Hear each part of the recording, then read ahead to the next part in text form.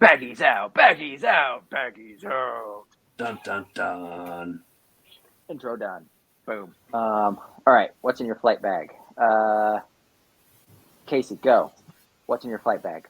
What's the most important item in your flight bag? The most important item in my flight bag? Yep. Extra strikers, spare strikers. I've got. That's a good call. What's the most important competition thing in your flight bag?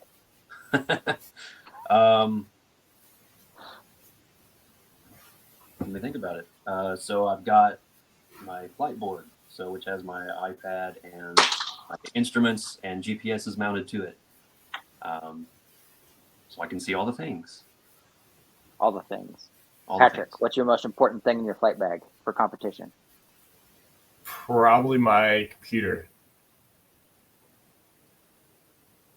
And then Good strikers. I mean, yes, those are important.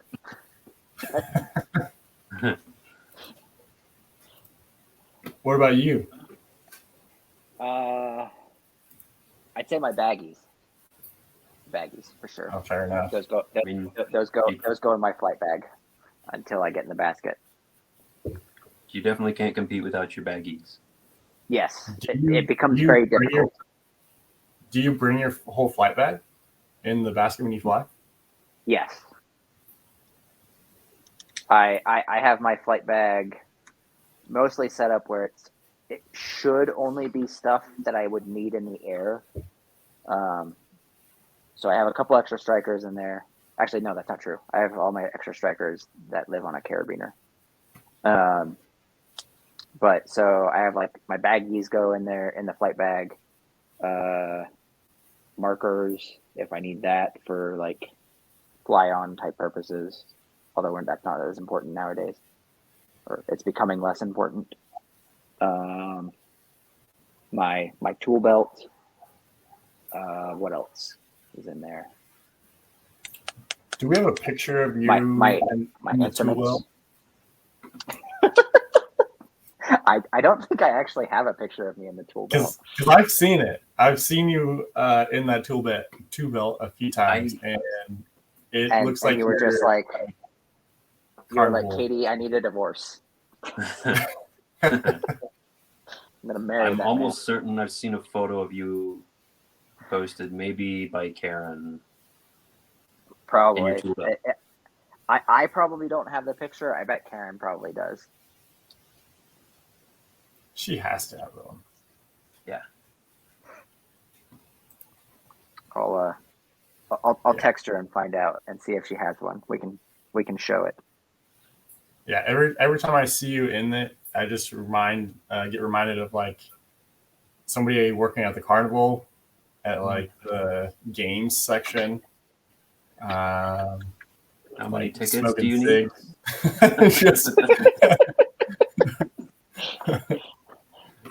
I'm making balloon animals and taking tickets. Yeah. How many rings do you want to throw on the bottles? Win a prize. Do you feel like the tool belt helps? I feel like the tool belt helps. I generally like it where it lets me just keep track of my baggies.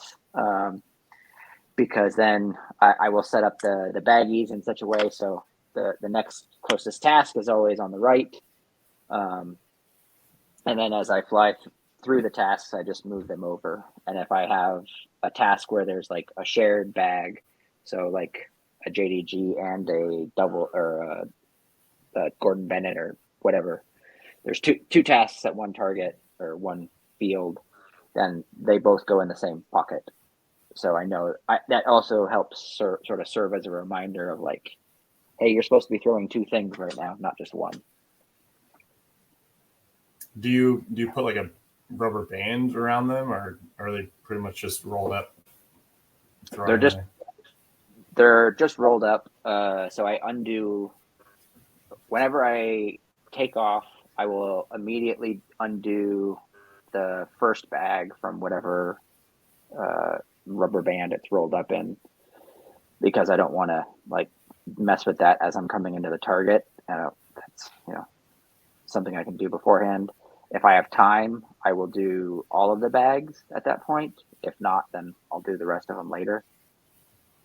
Or like as I come past the next target or whatever. If it's a gravity drop, I will sort of try to leave the tail out a little bit. And that sort of just serves as a reminder of like, this one should not be thrown. So I'm not trying to like bundle up the tail to not catch as much wind. Gotcha. That makes sense. What do you do with the ones where you miss the target? I cry. Yeah, pretty much. They'll sort of just, I'll either throw them back in the bag if I'm not going to get to the target, or on the ground in the basket somewhere, or sometimes I'll like, if there's space, I might shift them to the last pouch. But I think generally I tend to throw them in the bag, because then if I throw them in the bottom of the basket, I'll probably forget to take it out, and then it'll be at the bottom of the basket until I unpack the balloon again, since I race pack. Or you'll end up like me and totally lose all of your baggies behind a tank while you're inflating on the next flight and be like, I have no baggies to throw. Where'd they all go? Yep. Yeah. Baggie management, I try to keep track of where they're at most of the time. And that's why I put them in the bag, and then also the flight bag goes with me, because then, like, whenever the basket gets tipped over, and the cold inflation process starts, I can just I will throw my flight bag into the basket, and then I don't have to worry about it anymore. And I know that I have, to me, the baggies in theory are kind of the most important thing, right? Like, we can't really compete without them. So if I took off with nothing else other than the baggies, I can still successfully fly. Or, and my instruments. But like, without the computer, I'm not going to fly probably quite as well, like, because I'm not going to know exactly what I'm doing. But I can still get to the targets in theory. Fair enough. I like it. Yeah, so my baggies are they're pretty much always in the flight bag, and I have a specific bag or like pouch that they're all stored in. So I just throw the whole backpack in the basket, and then as soon as I'm like taking off, that's when I'll get the first baggie out, and I usually will put that on a tank. I think I usually will take the rubber band off at that point. I know some people get kind of worried about putting them on tanks, but so far I haven't had an issue. Knock on wood. Now with the Cameron tanks that you've got that nice little collar to keep them from falling off into the abyss. Yeah. I think if I was flying like a Lindstrand tank or something, I'd probably have a different setup. But with Cameron 15 or Cameron 15s and the 10, it doesn't really bother me. Yeah, mine stay in the plastic Ziploc gallon baggie for that exact reason. I can kind of then just put that whole thing on a tank, because I do have a Lindstrand tanks, and there's no shelf or anything to hold them on there really. So I just keep them all in the bag. I will pull them out ahead of time, take the rubber band off, and just kind of generally have them ready to go. But the baggies pretty much stay in the Ziploc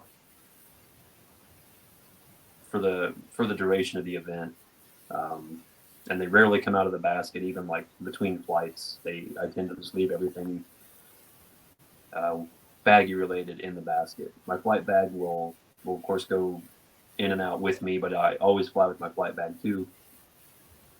I'm kind of in between flight bags at the moment, trying to figure out a new setup. So maybe I'll start keeping the baggies in my flight bag as well.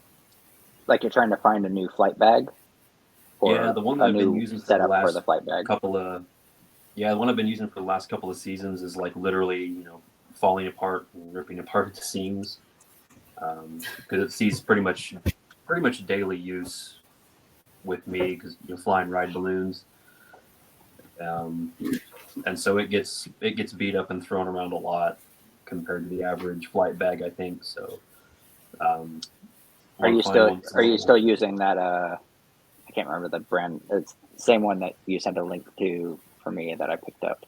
That like small black one. Yeah, it's like Star Flyer or something. Um, actually, Simple Flyer. Yeah, that one. Yeah. Um, yeah, it's like they're literally $40 on Amazon right now, and it's been a great flight bag. It's worth every penny. I'm just trying to find a little more space.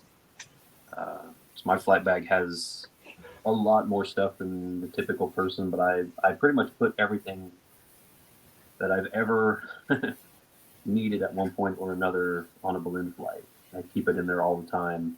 So everything from my radios and my strikers to um, tweezers for when you get a cactus needle underneath the fingernail to band-aids and first aid, um, you know, whatever else you think of in between that you've needed at one point. I pretty much take it on every flight. So yeah, that's where I'm at with all that. I've been flying with this bag, the what is it, Swiss Gear. Um, it's got just a bunch of pockets, and I usually just designate like the front one, strikers and baggies, and then I just kind of just go back from there. Second like opening, I guess, more of like instruments. I think I put my balloon live sensor in there as well, and then behind that it's going to be radios, and then the one right in the very back is where the computer will go, which I don't think it's in there. Um, that way, and I try to put everything back in the exact same spot. That way, I'm not running More around. muscle memory. Yeah. Yeah, So, I'm big on that too. which sometimes the baggies can get thrown around to different pockets, especially if you do miss. Then it kind of whatever pocket is open, that's probably where it's going to go. Yeah. Yeah. That is one thing I don't love about the simple flyer bag is like it's not easy to necessarily tell which, like it doesn't have a front and back. So I will Yeah. oftentimes open up one pouch and it's like, no, that's not the one I want, and I have to flip it around. Yeah, unless you like have something like in my case, I've got like some specific items that are sticking out Hmm. from the bag in certain areas. Like my strikers, I added these paracord tails to it, so that those tails are always sticking out of the bag, so I know exactly where the strikers are. So I can, if I in the event have a flame out, I can immediately go, okay, there's the striker, and yank it out. Yeah. So that kind of helps me keep track of front or back side of the bag, since it's difficult to know what's the front of the bag if there's not something uh, telling you what it is. I like that idea of paracord. Actually, that could probably just be added to this zippers in general, just different colors, and then Yeah. eventually I'd probably catch on that, whatever, red's the front, blue's the back. Right. Yeah. Throw some yellow on your strikers. Yep. So it stands out. Yeah. I've gone through quite a few flight bags, and it's like an eternal hunt. I've recently come to terms with the fact that I'm considered a bag enthusiast. So just constantly looking for the next best thing. Like that simple flyer bag works great, but it just barely fits all the stuff that I put in there. Yeah, So, it doesn't quite fit the computer, the Surface Pro that I'm using, yeah, but I only put it in there like for after the flight. But it fits. It's a little tight though, yeah. and I tend to kind of The just leave it unzipped in that middle pouch whenever I put it in there, just because it's easier. yeah, the two larger compartments on it, they're just deep enough to comfortably fit. It's I have an 8x11 cutting board that I fly with every flight. Um, that slips down in there just low enough below the zipper.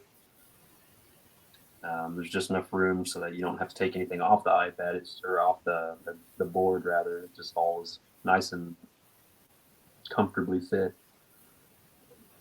But yeah, search goes on. Yep. Anything else on flight bags? I don't think so. All right. Other than where do you put it in your basket? Oh, that's a good question. I Mine struggle shoves with in, it. but yeah, yours seems like it'd be a little bit harder because it's a little bit bigger. But the Simple Flyer will fit pretty snugly in between my two tanks. So it tends and especially during competition, I'll shove it in between the two tanks that my board is on, because then it's a space that I'm even going to less. Mm-hmm. When I'm just flying rides, I have just an extra webbing strap on a carabiner that I just loop over a tank collar. So it just kind of forms this triangle shaped suspension, I guess. You can do the same thing just with the shoulder strap. But that's what I typically do on pretty much any basket I'm flying.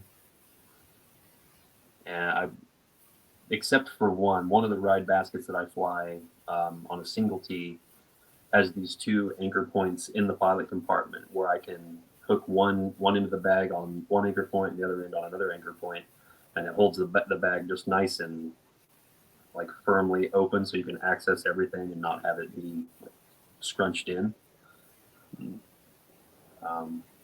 But one of those two is what I typically go for.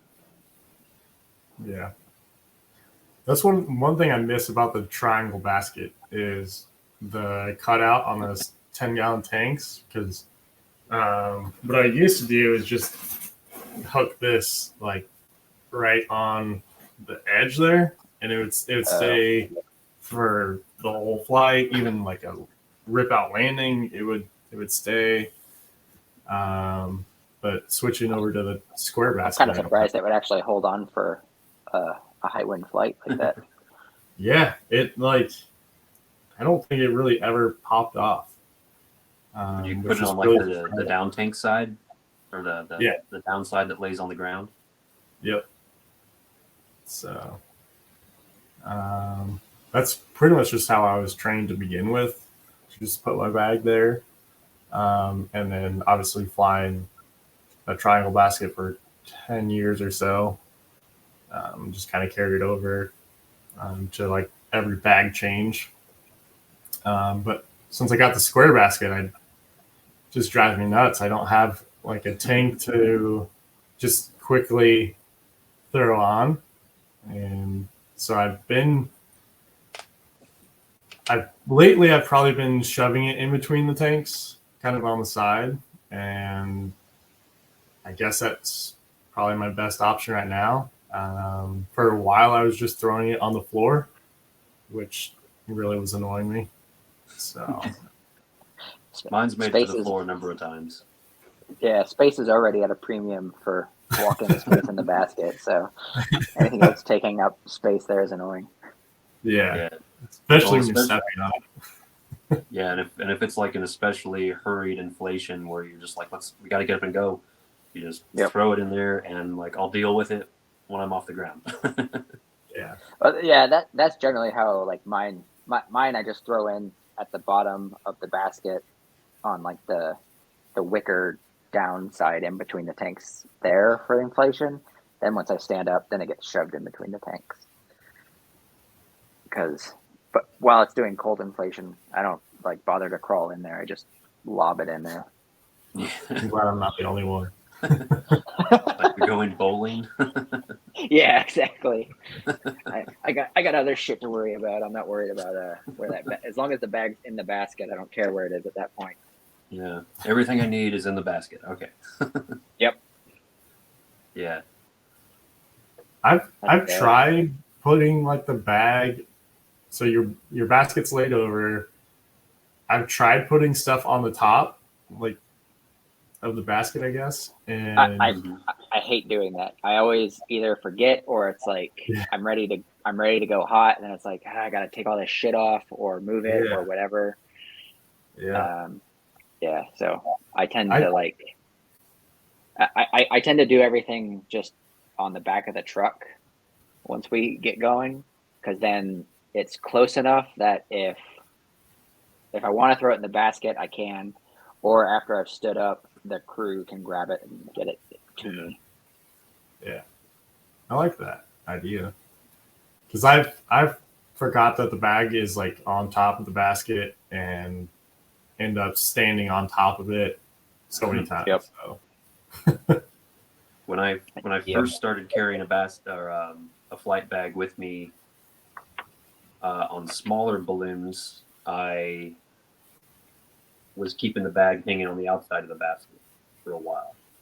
Because like when I like my flight training and my whole at least probably first 10 years of flying, and bringing a flight bag with me wasn't even a thought. Just always I put everything I needed in the basket and then would hand the bag off to somebody, a crew person, and then once the flight was over, I'd go get my bag and then put everything in the bag and put the bag back in the truck. But for a while, I was putting the bag on the outside of the basket and kind of doing what you guys are talking about, like on inflation, having it just kind of sitting on top, but already being like around an upright pole or something. But after a very short time, I'm like, yeah, that's a lot of stuff to fall if it ever decides to jump off of the basket, or if I'm like reaching in something and I actually accidentally drop it as I'm bringing it out, then it's lost over the side of the basket. So everything's always inside of the basket now. Yeah.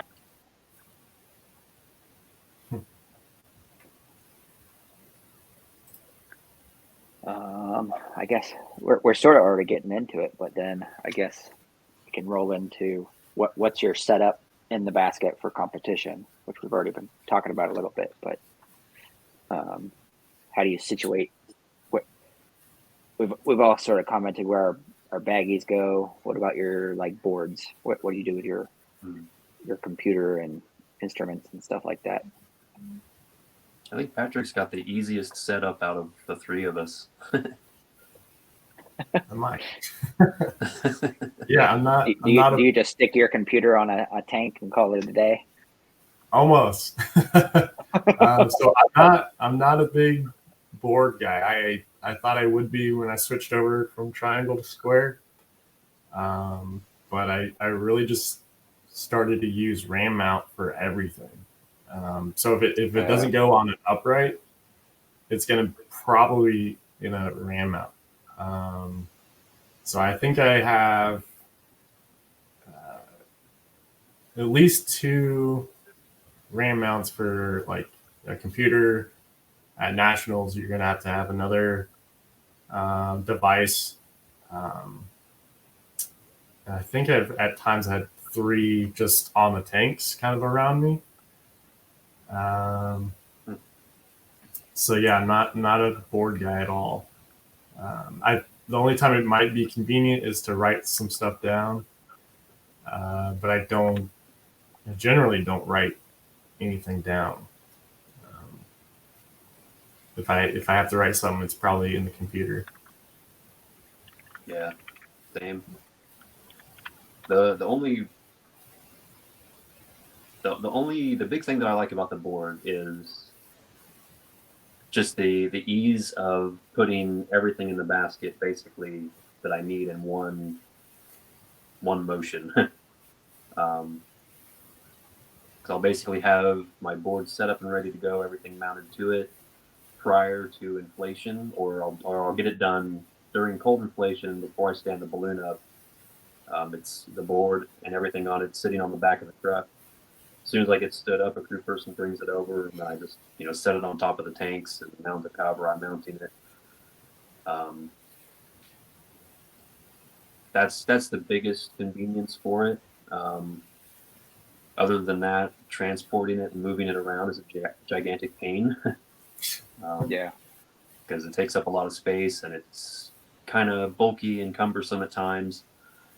It's not exactly convenient in the briefing room if you bring the whole thing in there. Mine stays out in the truck, except like I'll bring the. Initially, I'll let you finish yours, and then I'll. No, that was about it. Basically, same thing. I take everything off the board after the flight. Just bring my computer and the iPad for Balloon Live into the briefing room, and then while we're driving out to our launch site, I'll assemble whatever I need to and put everything on the board and get it ready as much as I can, anyways. Yeah. That, like, whenever I put mine together, I initially sort of put it together so I could take off the cutting board that I have on there, which would have like my computer and GPS and stuff like that.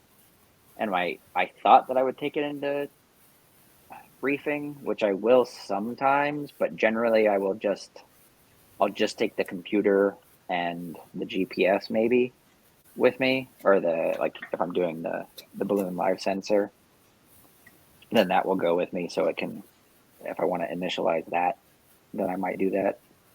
And then once I get in the truck, I might take off the cutting board and sort of start using that. And if I'm jumping out, like looking at a field or whatever, then I might be using the cutting board at that point. And then once we're setting up at the end of the tailgate, that's where I put the big board, and I will attach the cutting board to it, and then stand up. The crew knows that as soon as I'm stood up, just to plop the whole board in there.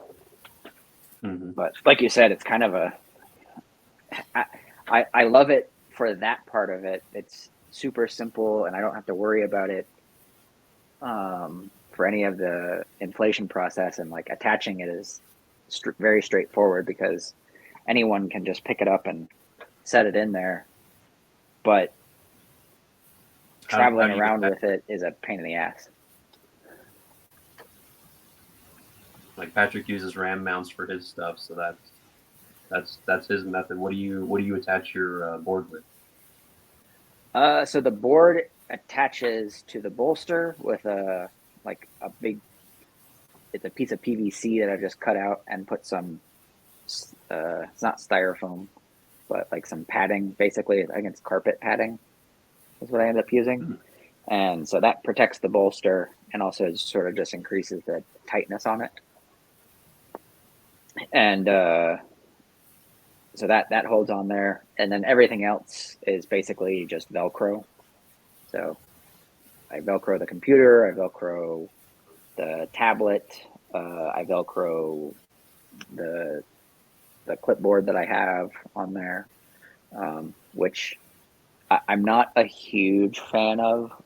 Honestly, it gets the job done, but I've been considering maybe almost like a more of a hybrid approach of what like Patrick's doing, is basically just setting up a bunch of ramp mounts on it so that everything can sort of just click in place. And also my thought was like, it might actually give me with some arms or angles and stuff like that, it would give me a little bit more space potentially. Yeah. Yeah, especially the side that your board's on, I bet you could probably like squeeze in between the tanks a little bit if you had to. Yeah. Like I can get under the tanks if I need to. So like that initially, whenever I was building it, I wasn't sure if I wanted it to be flat or angled. And I think I'd almost prefer flat, but angled's easier to just set it up because the QSO valve handles stick up a little bit above the ring, on the tanks, so it can't just sit flat on there. So I'd have to build something that would like prop it up a little bit. And I also like there didn't feel like a good way to secure it outside of that C clamp that I have. Or it's not a clamp, but C hook, I guess. For Patrick, for your ram mounts, do you are they on your uprights and so they just stay there for the whole week, or where are you? Are you taking them off and taking them off, or putting them on every time? So they always stay on, but I'm always going to the collars of the tanks.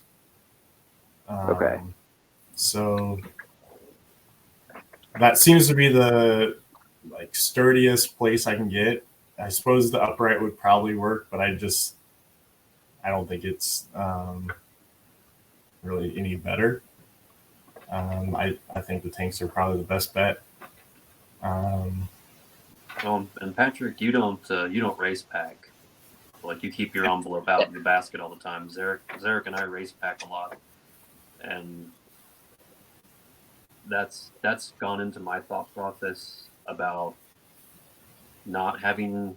I do have one ram mount in there in my basket currently, but I'm able to keep it way off in the corner, out of the way, so that I typically don't snag it. So it's possible though. Yeah. Yeah, that was a question I had too. I wasn't sure if you race packed or not, because then, how do you avoid snagging? Because I have a ram mount that I occasionally fly with, but I can't really race pack. Oh, I can race pack with it up, but I don't like doing it because it always grabs on the balloon. No. Yeah, you'd probably have to have a cover or something, but then you're dealing with a cover, so there's just an extra thing to deal with. And I don't are you just using one of these tab ones? Yeah, it's kind of like the bottom right. Like this one. I don't think I have my. I don't even know where my. Well, it's probably in the basket right now. I can go grab it, actually. That's it don't right worry there. About it. Like that one. That's the one. Oh, tablet holder. So I've got one of those too. Yeah, that might be the exact one. So it just kind of just pulls out, locks back in. It doesn't truly lock. There's nothing that will prevent it from pulling out. Yeah. And then I'm always using the 1.5 ball, which I think is C for rain mount. I've used the B ones, and at least for a laptop, computer, or even the big iPads, the B's are too small, and what will happen is it'll just slowly lock on you, and then you're having to readjust it during flight. Where the C's, they've been awesome. The only time that they might move would be if you hit hard on a landing or something. Just that momentum will kind of carry it. Yeah. But its own weight won't let it walk on you. I think the only B's that I use right now with ram mount, it would be for my phone. So for nationals, I'm using a phone for the app.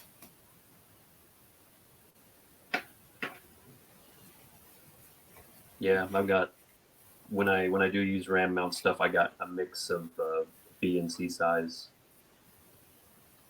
as well.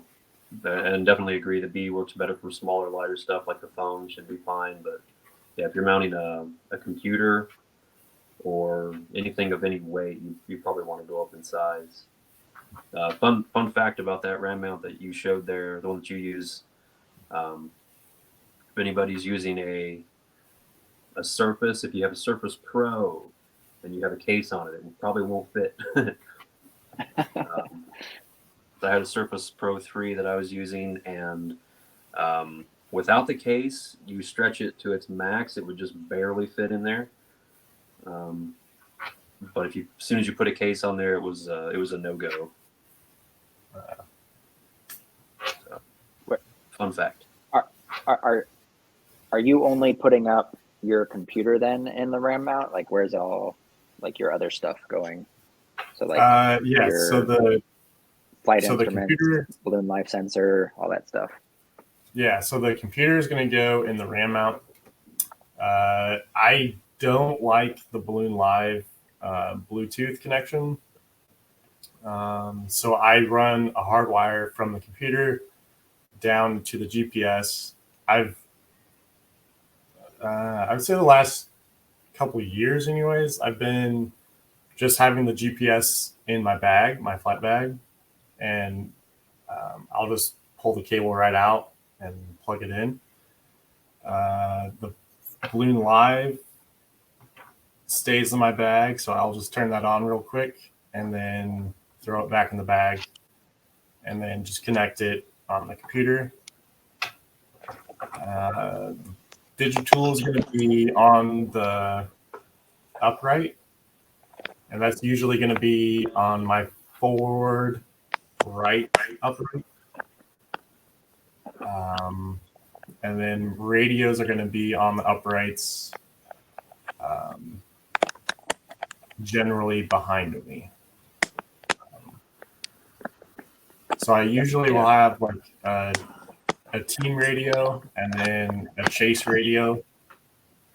And so I kind of just separate those out between poles. And what else do we fly with? Probably about it.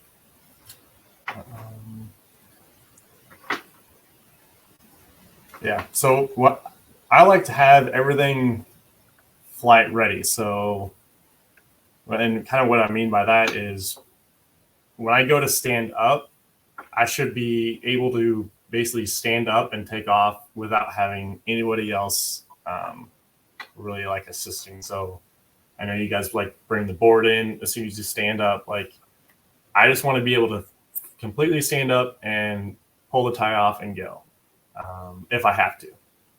So my computer is probably already, I mean, it's definitely connected to the GPS, but as far as like NEMA or tracking us on Aussie, that's probably already been pushed.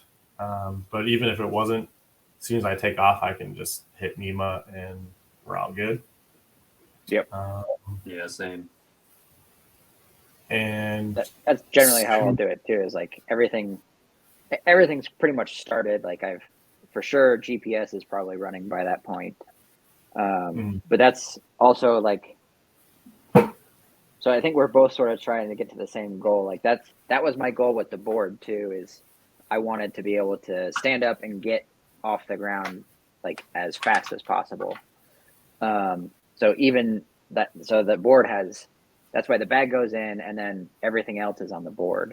So even if the crew can't really like get it attached, as long as they can pass it to me, then I can grab it and just put it in the basket and then put it up later, or they can, just attach it real quick and then I go. Because they'll have oftentimes the board attached before I'm like even fully standing up. So it's like, in theory, I could just go after that. But that was sort of my thinking, is like, as long as I have the board, then I know I have everything. It's like the board is sort of my checklist. Yeah. If it's going to be like a particularly sporty inflation, like if it's breezy or something, I'll take an extra minute and pre-mount it, just so that it's not clanging around and we don't have to fight it. And, everybody can just focus on keeping the balloon stable or whatever until I'm off the ground. But every once in a while, I'll pre-mount it. I thought about, or I would like to try to do that, but it doesn't really fit whenever it's on its side real well, unfortunately, because I made it too tight. Basket squeezes. Yeah, I didn't take that into account whenever I was building it, because I just built it whenever the basket was in the garage with no upright poles. So I was like, yeah, this is totally fits. Fine.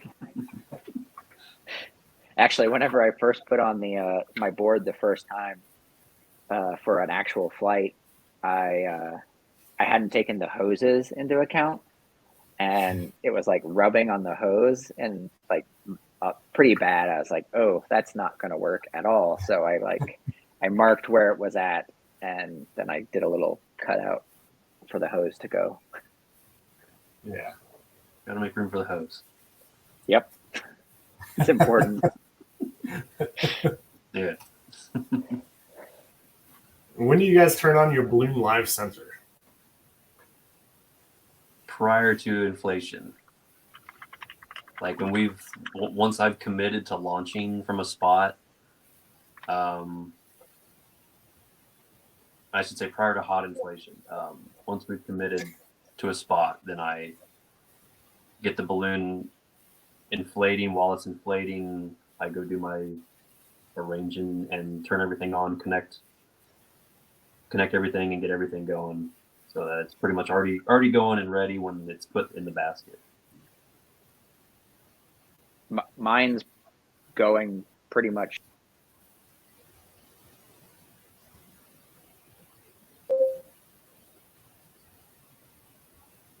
Did we lose you?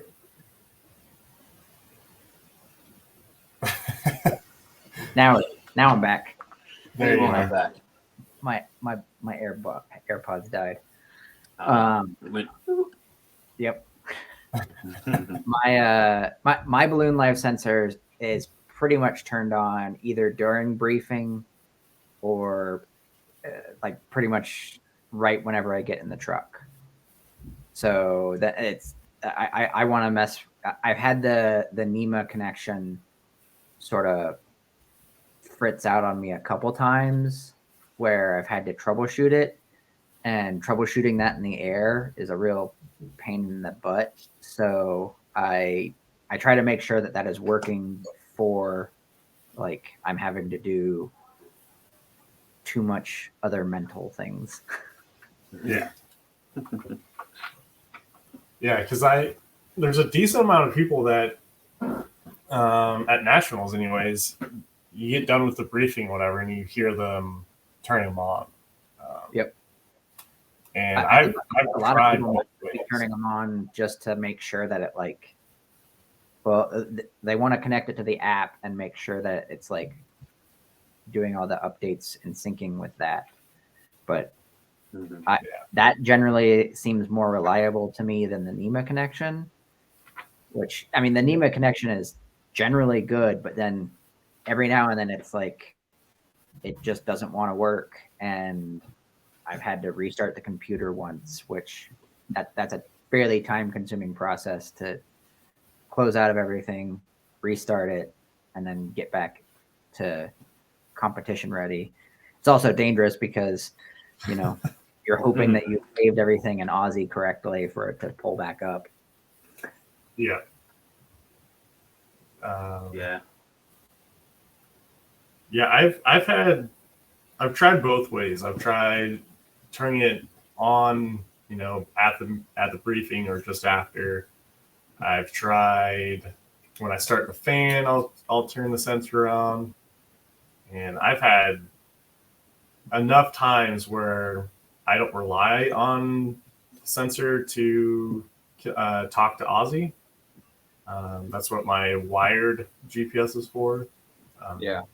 The wired, I've never had an issue with it talking to Aussie, but for whatever reason, the sensor, I've had, you know, I've gone like 5 or 6 flights in a row with no problems with the sensor connecting, and then like as soon as it stops connecting, it's game over. And it doesn't matter if I like restart the computer, like shut everything down, do that multiple times, doesn't matter. It just won't connect. So and it's happened Definitely a handful of times in a at the classic, at nationals, and all that. So it's like, to me, it's not worth it.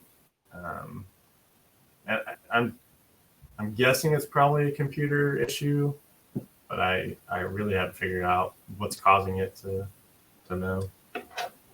Can the bloom live sensor be connected with a hard wire, or is that only to charge it? Only to charge it. Okay. It'd be nice if it would. Yeah. I want to say that there was. I know that was not how they intended to have it used initially. I can't remember if I remember hearing that they wanted to make it able to be connected through wire or not. But I know I've heard a few other people ask for that too. It'd be super convenient, because flying off another GPS gets you close, and that's fine. But if you're scored off of the live sensor, you want to fly off of it. Yep. So use it for your altitude and everything else. Exactly. Them dang 3D tasks. Yeah, they'll get you. They'll get you. Oh yeah, and I think we're going to be seeing a lot more of that with setting altitude requirements on just all the digital tasks and everything. Yeah. Like at nationals this year, or just in general in the future? I think in general, like it's going to be more than just X, Y. It adds a degree of difficulty if you add that Z axis that we have to get to. Yeah. Yeah. In this past nationals, I thought Paul was pretty clever at putting the 3D task, or just the target in general, at a certain altitude above the city, to kind of limit the low flying type of thing. Yeah. Yep. Yeah, you had to plan it out pretty well in advance, and like, okay, I can't descend lower than whatever that minimum altitude was there. Yeah.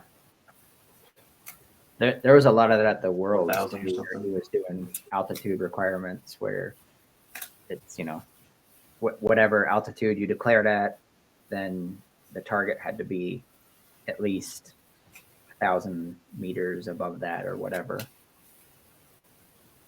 All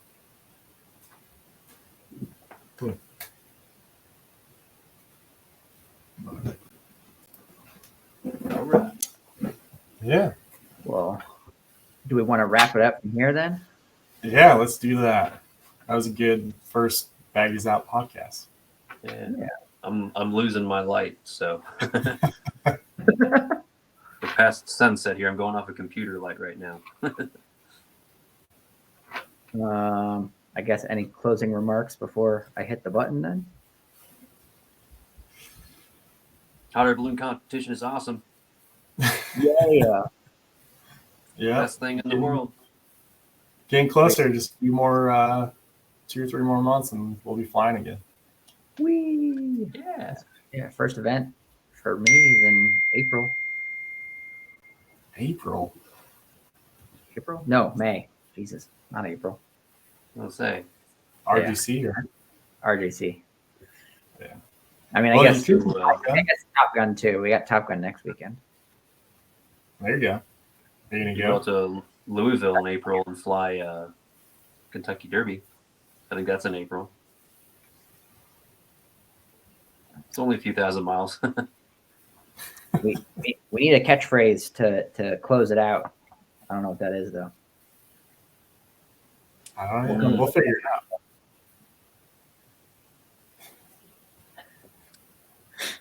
All right. Well, yeah. I guess I'll do the outro. What's the outro? Is it the same as the intro? Baggies out, baggies out, baggies out. Yeah. Sounds good.